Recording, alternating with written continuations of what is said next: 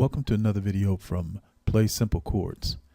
In this video, I want to talk about a process that you can use to remember how chords are formed relative to their position in a chord progression. It's something that you can use to be able to instantly recognize a chord and then move it from one key to another key, so you can begin to practice these patterns that I'm showing you on my channel in different keys. For example, we all know how to form a triad, and you can use that information to help you find your position for a chord that you want to voice. Let's take this pattern here.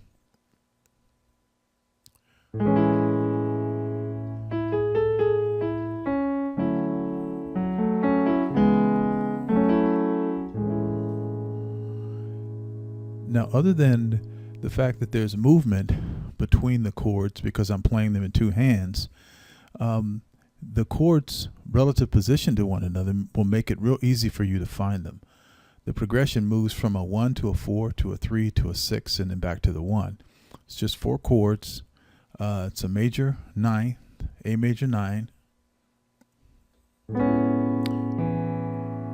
and you can voice it this way, and I'll show you how you can use these voicings to find it in any key. And then you go to a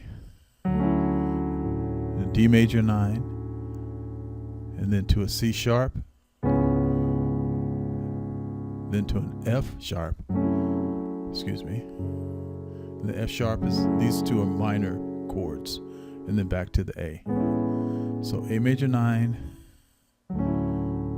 D major 9, C sharp, minor 7, to F sharp, minor 7th, and then back to A minor 9.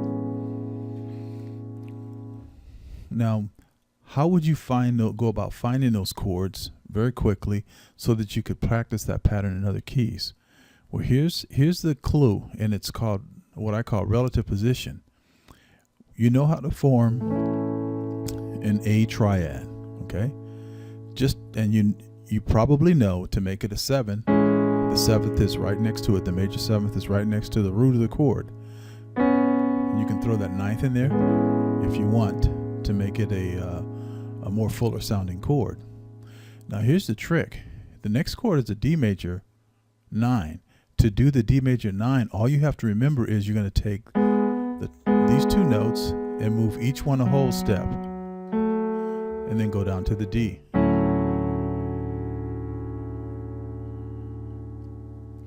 And because these chords relate to one another, when you get ready to play the C sharp minor 7, you're actually playing the same right hand chord that you played over the A minor 7, A major 9th rather.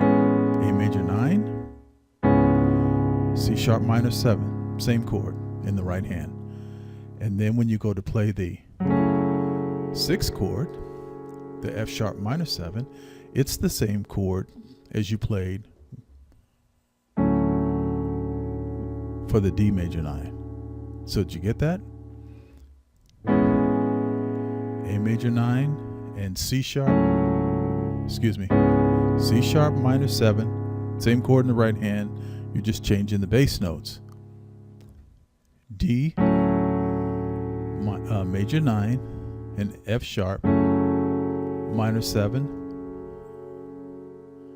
same chords in the right hand. So let's take that to let's say the key of E. So for the key of E, we had the E triad, we add the 7th and the 9th, then we go to the 4, which is A, and we move these notes over whole steps, and then we go to the 3, and then we want the 6 of E, and we play this chord, and then we're back to E.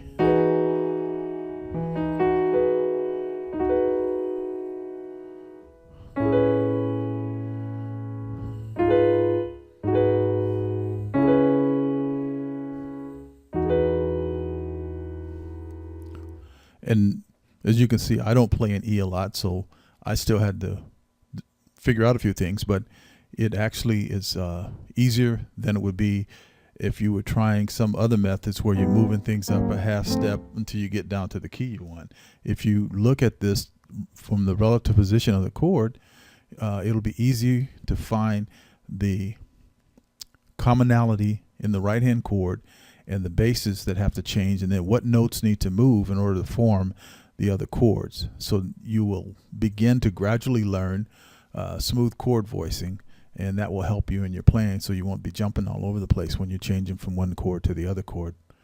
Let's try that in one other key. Let's try in the key of B. Okay, there's the B triad. There's the B7. There's the B9. So we're going to go from to the 4. So we're going to go to the E, and we're going to move this a whole step and this a whole step. And then we're going to go to the 3, and then we're going with the 6 of B. And we're going to play this chord again, and then back to B.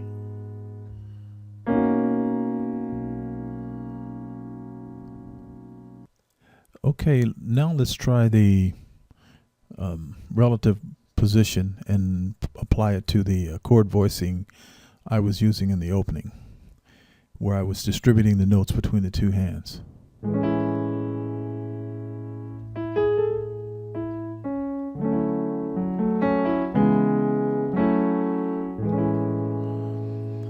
Now what we can learn about this one is that I'm using the same chord voicing.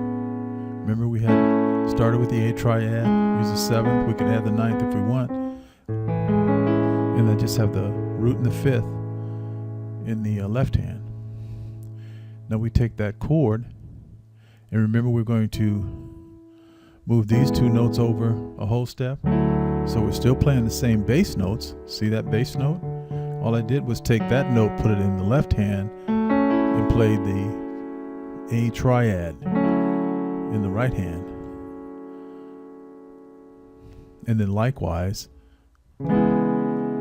put this note in the right hand, or the left hand, same bass note, and then back to here. And remember how these chords in the right hand stayed the same, and the bass notes are what changed. So we have this C sharp, triad, A triad, back to the C sharp, triad, A triad, and then back again. Now, if we apply that relative position to the same keys that we used in the previous example, we would start with the E, and we could still play the melody and then go.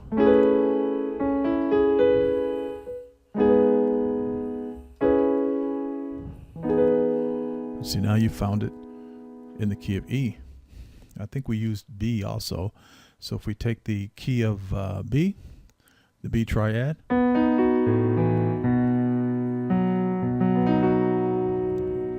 make it 7. Now you have the 9th.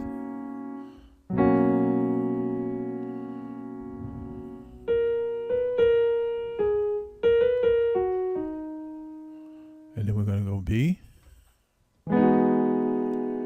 Same bass note. We just put this note in the left hand. Same bass note.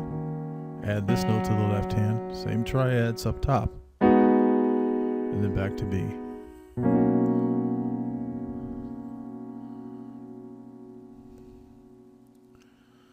So this is a good way to apply two-hand chord voicing analysis to chord progressions, and looking at what notes are moving, how the notes are distributed between the hands, and begin to see what chords stay the same in one hand or the other, and what notes move in one hand or the other.